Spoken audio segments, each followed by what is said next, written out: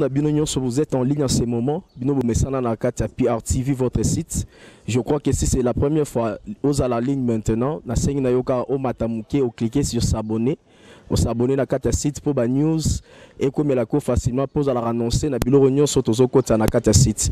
Na bino mbote partout boza o bomesana na PRTV, maman Jackie et long de progrès na Londres au site na bino, na pesi mbote na prophète Jonathan, na pesi mbote na prophète Eli Elungu, Rebecca Elungu, maman Jackie Nzongo na Paris, la métisse noire, toza wa na kati ya siège ya UDPS, parti à peuple, parti aux prôner démocratie. Toyaki awa po toza la reçu na mwana mboka Augustin Kabouya, wazali secrétaire général à charge d'implantation à parti. Nous sommes là, toye pour to solanaye masolo tali actualité pe enjeu politique de l'air. Alors tout de suite là, tokende ensemble na mwana mboka Falon pour to sala interview naye et vous allez les vivre tout de suite là. Régis, si vous êtes d'accord avec moi, Jonathan Lututa la waza na caméra, na onsenga na Kevin Kabantu, bozo memabiso inde tina bureau ya mwana mboka Augustin Kabouya, bisika wapi to sala ba interview na biso ya lelo. Bonjour Madame Falon. Monsieur Kabouya, bonne santé. Non santé zanango malamu Madame. Sangonini na kati ya UDPS par rapport ya ba préparatifs ya ba jeux électoraux. Merci mingi ndeko Falon na mutuna na yo na kansiete concernant préparatif au etali processus électoral biso bana UDPS toza ko milengele pona to aligner ba candidat na biso na ba niveau nyonso y compris na magistrature suprême, c'est-à-dire présidence de la République oyo to ko aligner mwana mboka Félix Tshisekedi. Semaine passée, tu présentais qui va candidat Nabiso Awa pour la députation provinciale. Tous aussi un peu ba combattant Nabiso Nyonso ba élire ba tu Nyonso bazana liste à IDPS. IDPS a une plateforme politique mon côté où aza ko faire partir. Tous qui stratégie wana poto bimisa ba député et belé où ba ko soutenir président Nabiso Félix Tshisekedi une fois élu à la magistrature suprême. C'est la raison pour laquelle nazo senga ba combattant Nabiso ba milenge le bisika nyonso bazali pona ko voter mutu nyonso ya IDPS Tshisekedi. Po ba IDPS koma ebele, ba IDPS pirate, ba IDPS angwanzu ezali. Mais biso toza na IDPS Tshisekedi, bato ya biso nde bango ba kopona. Toza na plateforme politique ata mon côté ou tozali collaborer ou bien aligner batu te batu ya IDPS bazana liste ya IDPS na kolanda yo na boke binyonso olobete ba UDPS komi yangwanzu pe belé bino bolengeli ba candidat na bino pona mambima imatali ya députation provinciale et bongo na bongo vraiment kolanda olobete ba UDPS komi ebelé et komi ebelé ndenge nini bon ba UDPS on azolo bwana eza o bato a majorité ba fabrika biso toyebi bien que pouvoir otozanango et s'organisaka tout le temps pour faire du mal à l'IDPS. La preuve en est que banda mokonzi na biso papa Tshisekedi atika biso depuis le 1er février 2017 ti lelo même régime ezako bloqué biso ponzo tone zonga wate bakundaye. C'est de la même manière ba multiplier ba confusion wana batikango ndenge wana sans ko résoudre ngo que mukolo oyo batu bazokene na maponomi ba se retrouver devant plusieurs IDPS oya bango mais biso IDPS na biso eza IDPS bar Tshisekedi. C'est important, il faut batu baye bango et puis batu ba se méfier na bao nyonso bakoyela bango ba photo à président Tshisekedi na président Félix ba photo wana batu oya biso bazana liste na biso ya IDPS Tshisekedi. Le reste là toyebi yango te. Et bongo na mambi matali malenge lipenza ya élection. Toka ki témoin na mboka Corneille nanga proposa ki biso machine à voter. Bino ba ya opposition, boboya ki machine à voter ngo. Na kotala ete bo ke ko déposer ba liste ya ba candidat na bino ya na députation provinciale. Boza pour machine à voter ou contre toujours? Non, ndeko Falon, il faut faire la part des choses. Ezaneti na sanza ya misatu.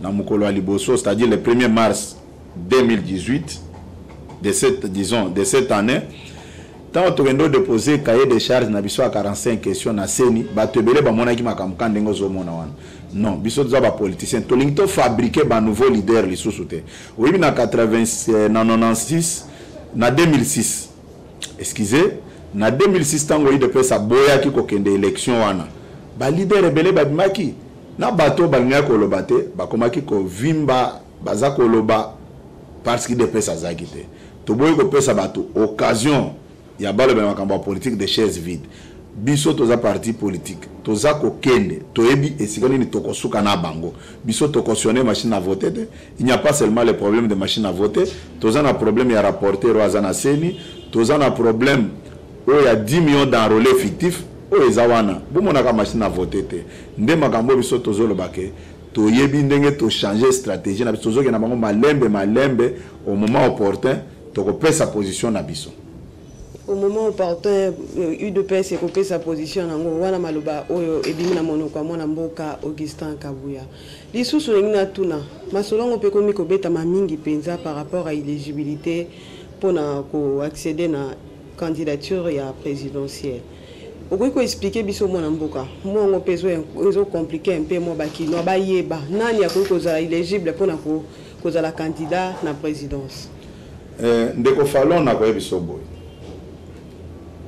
Batu, il faut baser la sérieux. Problème au tozan angweza problème ya candidature commune ou bien candidat commun de l'opposition. T. Problème au tozan angwe d'abord c'est la crédibilité à processus. Bosolo ya maponomi wana. Oh biso moko tokota. Mama kamuto tu kolobela. Yo moko tuninga mutuna machine à voter.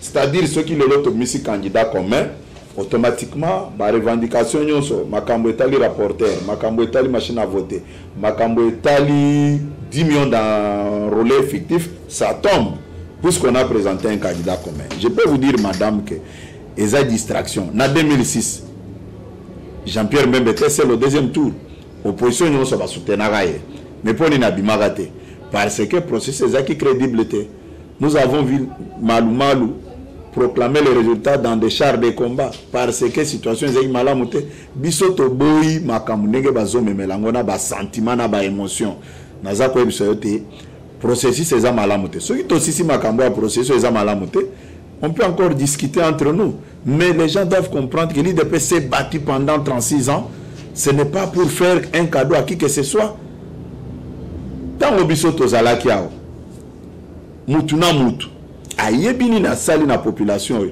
Parlons même de l'opposition.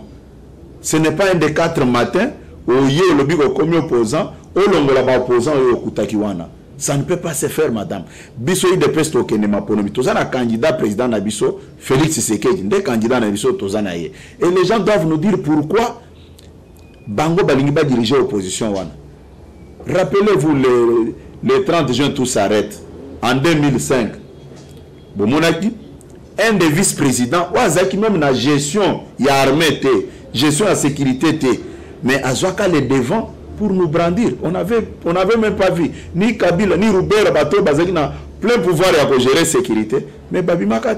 Mais un vice-président, Abimaka Namboka, a menacé Bisso, Toyebi Ango, Toyebi Makamounion Swan, vous voulez effacer ça comme ça parce qu'il s'agit d'un candidat commun. Non, je te dis que je ne suis pas là pour faire la promotion de qui que ce soit, mais j'ai parlé d'un vice-président dans l'espace 1+4 à Menasaka Batunamboko. Bon, comme vous voulez qu'on cite les noms, c'est M. Jean-Pierre Mbemba.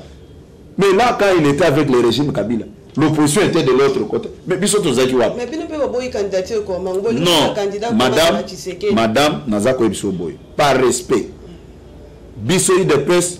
Tokoza l'obligé à honorer mémoire à Tshisekedi, honorer combat politique à Tshisekedi. Que les gens arrêtent à nous boucher les oreilles. Cette histoire-là des candidats communs, ça ne tient pas debout. Ceux qui processent ces âmes à l'âme, ataba candidat bazaboni, mutna mutakozo a mérité na makambwana. Na nazako ebiso boy madame, na côté mai na mono côté, nazako ebiso ke biso toza kolobela makambu ya crédibilité à processus. Ceux qui processent la crédibilité. En quoi va servir les candidats communs? Dans le contexte actuel, opposition dans son ensemble. Et opposition aussi ne se décrète pas. L'opposition, c'est un état d'esprit. Ceux qui battent baza sincère, les lots, ceux qui battent lobby qui baza sérieux. bakolobake no makambu oyo ndenge tozokende boye. En tout cas, qu'on laisse la place à l'IDPS. Biso tokufi mingi, tokangami mingi. Et c'était que lobby po yo longo pa Kabila au Katsingambo koto. C'est la même chose aussi. Obemina ko peut quitter Kabila demain et à Katisi, boyebi c'est que non, toke nous discuter les makambo candidat commun ou bien Shadari comme il est là, atikika Kabila boyepou, ayeli biso na ngambo na biso ale bolobi a comme opposant. Madame, les gens doivent apprendre quand même à nous respecter. Toko di mababilo kwa bongote. Si les gens sont sérieux, pendant tout le temps, tous ceux qui dirigent l'opposition, tu trahir, tu dimi corruption, ils veulent nous remplacer pour quelle raison? Baya va soutenir le combat au Bisoto Bandaki Kala. 36 ans, ce n'est pas peu de choses. Moi, c'est à 36 ans, Aza déjà maman, Asa Botibana, oui, Asa Zumen Bakoko. Mais l'euro, parce qu'il s'agit de l'IDPS, et s'imbiter, même Dieu ne peut pas nous bénir. Batoubaz à la sincère et honnête pendant tout le temps. Bayebi bien que Babando Salanine, biso tozaika kawana. Tozaika kana population. Lelo bakwa kolongo la biso pour ba remplacer nani. Mais toi qui changement peut avoir. Il y a mon amboka Moïse Katumbi. Babi a eu pour un changement. Non, écoutez, madame, Nazako Ebsoboy. Je ne suis contre personne. Bakombonyo si ozako tanga wana. Bako convaincre biso bako ebisa biso. Et biso peut okende pas base na biso, to ebisi base na biso, to ebisi base na biso boy. Telle personne alignazo place oyo. Place à opposition à Zongo a dirigé biso. Base peut bako répondre. Batubati ka sentiment madame. Ah oza pour ma sentiment te. Ngana go biso ke likambo candidat comment c'est un faux problème. D'abord la priorité c'est la crédibilité du procès électoral.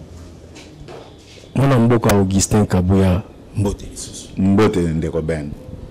Tomoni awa bandeko ya FCC babandi consultation et processus na bangoza qui va présenter 4 candidatures pour bapona moko ba okendo poser lokola candidat na bango na magistrature suprême.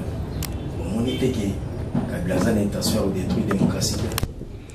Non, Kabila a l'intention naye mais na problème na ko condamné était o ezali kambo alibumu bato bazo sala politique ya ventre de bato bazo sala babiloko et puis eloko eza très suicidaire. Pourquoi balingi ko préparer ba esprit ya bato au moins eloko ndeko falo na uti ko loba candidat commun de l'opposition et uti na ba politicien te, ça vient tout droit de l'ANR. Ils ont préparé la tricherie d'avance que les jours ils vont appliquer leur stratégie, ils vont exécuter leur mission. Sa population, même communauté internationale, que bonité que bison à niveau ya majorité, tout y a qui plateforme sous comme en FCC pour avoir un seul candidat et de l'autre côté opposition, bah c'est méta qui d'accord. C'est vraiment la haute trahison et logo bazo salawan. Mais on a vu ça, batunyon soke. Bah se méfier na eloko wana. Même ceux qui bat missi candidat commun, mon frère, ils vont développer quel discours pour convaincre les électeurs. Peuple congolais, peuple mouton te. Toebi bango nyonso. Nous avons notre discours à développer au moment opportun. Nakati ya ba candidat oyo baza na kati ya consultation, to qui est témoin na mboka Joseph Kabila pe aza parmi. Alors ce qui y a ponami lokola candidat réaction aux alani. Bon, élection est le 23 décembre. Ça, c'est mettre la charrue devant le bœuf. Bopé Sebisotan, au moment opportun, nous allons nous prononcer en tant que parti politique. Nakati ya FCC, ezaki pe na bande ko ebele to mona ki bango bazalaki na bino lobby, ba telemaki ba lui baza opposant, ba finga Kabila, mais lelo to moni bango baza na kati ya FCC okolo banini bana mboka bako retenir nini na histoire ya politique ya mboka oyo ndeko Kabuya limbisanga mwa mukena cha mwa mungwa penza biso toza koya bilenge tozwa koya toyebi DPS toyebi politique ya mboka toyebi opposant to monaki ba msupe bazalaki na bino baza kopesa leçon nini na politique ya mboka oyo. Bon, c'est à vous de tirer la conclusion quand on parle de vagabondage politique et la politique du ventre. C'est ça la réalité. Nakoyebiso que bandeko wana balo bazaki ba opposant nazo peso exemple moko amuke omonenge to vanda o to lati bilamba bisonyo so tozo sale ba interview tozo solo mais mutu ata moko te abengi moko na kati na biso liboma soki obimika kao ba constater ozo sokola lisusu maite okomi makolo mayanzi bilamba nyonso ezate na nzoto mo tambola mutakalo biloko na akoli eza na ba poubelle yo koyebisa mutu teke benganga ke naza liboma te mutu wana ako identifier yo ke okomi liboma par rapport ya situation oza ko refléter na moment wana. C'est comme un opposant. L'opposition ne se décrète pas. L'opposition c'est un état d'esprit. Tout ce qu'un opposant peut faire au niveau de l'opinion, ça va pousser la population à convaincre que c'est un opposant. Mais yo, makamunyo so yozo sala. Et là, moi, ils ont convaincre que c'est un opposant. Mais au lingi ba bengo kaka oza opposant. So iba tuno likambo ba salo boy, o le bité bo sala nga bongote. Je suis opposant. Opposant ngo ezaka na média? Non. Ba opposant to yebani, ba to base à la calme, j'insiste que l'IDPS ne fera aucune concession autour de cette affaire. Nous avons mené notre combat pendant 36 ans et que les gens doivent quand même nous respecter au lieu de nous entraîner dans des futilités qui ne disent pas les mots. Mon mboka Jean-Pierre Mbemba azoko malobi toyoki peke mon mboka Moïse Katumbi azoko mamokola mitano d'ailleurs koto Denis Sanga ndeko Denis Sanga si atindaki mokanda na bandeko ya aviation civile pona ko kita ya pepo na ye na Lubumbashi pe ko ya ko déposer ba onyo somi balé candidature tozo mituna motuna est-ce que probabilité wana ya candidature komi na opposition toko betele suma solo na non na utiko emiswa wa ndeko Ben que méfiez-vous de ces discours là. Moi, je ne suis pas d'accord avec les gens qui développent de tels discours que non, sans candidat commun, voilà, le ciel va tomber. Non. Na emiswa wa que na 2006, président ya MLC Jean-Pierre Mbemba a gagné qui Joseph Kabila na deuxième tour, mais a dirigé qui na 2011, Papa Tshisekedi, président national de l'IDPS, paix à son âme, a gagné qui Joseph Kabila, a dirigé qui? Ah, voilà. Ceux qui pensent que non, voilà, on doit vraiment faire des pèlerinages pour... Non, non. Le vrai problème, c'est la crédibilité du processus électoral. Nazozong sonelo ko moko poto fungola bandeko bazolanda biso penza parce que ba IDPS ekomi ebele tokomona ba banderole. Est-ce que bozali atane loko moko précité oyo kozala na ba banderole po bana mboka ba comprendre ete candidat oyo azali est-ce que batu nyonso ba la probabilité ko yeba liste ya bato IDPS? Non non, boyebi Nzambe azanzambe. Oyo Nzambe mutako renverser ngote. À chaque chose le malheur est bon. Mais biso IDPS Tshisekedi, nous sommes enregistrés au ministère de l'Intérieur comme tel. IDPS bar Tshisekedi. Mais c'est déjà une mention au école on a mis tout à batute. Yo le bio zamuta Tshisekedi. Mais bamoni parti no ebatie IDPS Ngwanzu. IDPS majorité, IDPS Kingakati. Mais IDPS Tshisekedi eza IDPS Tshisekedi. Tomoni ba candidat na biso mususu tomoni awa na parti bache longi ya Tata, bache longi ya Fachi, bache longi na c'est leur stratégie de campagne. Mais cause à la moi sunga muke peuple pour comprendre que réellement on est basé dans le na schéma wana. Bato ebele ko basé à bisoté. Baji ba photo ya président Félix na président Tshisekedi batie derrière leur photo. Mais biso yango tozolo baboy. IDP Tshisekedi ezai IDP Tshisekedi point barre. To ebelo ko mususu te. Nazozongiso muke na sima pona ko sukisa na mutuna oyo toka kiete baza ko menacer na mwana mboka moko po azo siège ya parti pona ko lobete ezaki somba maki na mbongo ya parti na lobby boy. Bruno Tshibala, c'est un aîné à moi. Je le connais très bien. Ça ne sert à rien, il avait fait le bruit à son temps. Je préfère même ne pas répondre à votre question. Ce n'était qu'une vaste blague autour de Yako Ravir Wiso Permanence. Batu bakufi mingi na combat. Batu bakufi ebele. Bref, ce n'était qu'une distraction à cause de permanence. Quand il parle des combattants, bon, je ne sais pas si nous ne sommes pas des combattants, je ne sais pas. Et puis je tiens à vous préciser que Mbongo et Somba Lopango, ils ont une cotisation. Ils ont un chef d'État africain qui en fonction en 2011. Dès que le président Tshisekedi Mbongo, que non, en tout cas, tous les gens peuvent soutenir, tous soutenir la campagne. C'est ça pour te soutenir. Tant que Mbongo est président, après campagne, ma camion soit ma baisse, à mon avis, à côté de parti sans siège. Mais quand j'attends Tchibala faire des déclarations pareilles, mais je suis personnellement choqué. Parce que le pango est bon à IDPS. Les amants, ils ont été négants à Zaboui. Moutou Garangé Zalibanda. Moutou Ako ya pesi ngamo tia carburant. Carburant na somi na mbongo ya cotisation ba membre IDPS. Il faut qu'on laisse tomber ça, ce n'est pas poli et responsable. Parti ni l'opposition à Zana Binelongo. Non, bah parti à l'opposition presque non sur Bazana Bisso, mais Toza Kolobelango à plusieurs reprises que l'opposition c'était un état d'esprit et l'opposition ne s'improvise pas. IDPS Tchibala, Balobi, Fachi, candidat président à Bango, Pondimi Yango. Non, IDPS Kibasa. Tchibala, ça côté na Kibasa plutôt, excusez qui. Oui. Non, qui peut être mécontent quand il apprend qu'un groupe de gens soutiennent son frère, son président. Nous pouvons applaudir, encourager de tels genres d'initiatives. Oui, le président lui-même était là pour les remercier. C'est connu de tout le monde.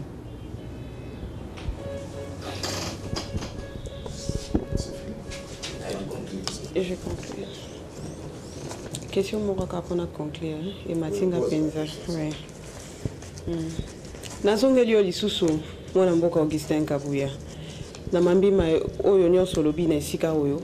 Eloko penza e matisinga motema pona tuna lisusu question avant de conclure émission na biso. Olobi était batu bakomi kotia ba photo ya Kondo Tshisekedi. Paix à son âme, vraiment c'est un grand baoba. Il a beaucoup travaillé, c'est le père de la démocratie. Bakomi kotia ba photo na ye na ba banderole na bango pour basa la campagne électorale pour ba loba ete baza ba membre ya UDPS. Décision na bino eza nini? Botele melinini oyo bozozwa. Écoutez, ndeko Fallon na webisoke. C'est voulu comme ça par le régime. Est-ce que tant bazo misaba IDPS na bango nyonso na journal officiel, qu'est-ce qui va encore leur interdire de multiplier des photos du président Tshisekedi sur leurs affiches? Mais pour le peuple n'abissoit à naïveté, le peuple n'abissoit à yebi, quelle est la vraie IDPS? C'est IDPS Tshisekedi. Vraiment, la vraie UDPS, Ezaka UDPS Tshisekedi. Ouais, maman Jackie Nzongo la métisse noire, je crois maman Jackie est long des progrès. Mandoi na Londres a très d'accord na biso émission à l'élo. Ceux qui bossent là qui na émission na biso à l'élo en tout cas, beaucoup commenter, beaucoup ça la bas suggestion, beaucoup bien la biso na numéro zo défilé na bon il y a ordinateur na bino. En tout cas, si vous avez aimé ça, merci. Nabana nyonso ya PR TV. Pesa merci na Jonathan Lututala, Kevin Kabantu, Fallon Tetila. Pesa merci na nga tonto Ben Kade. Tokomona na mbalasima. Je vous dis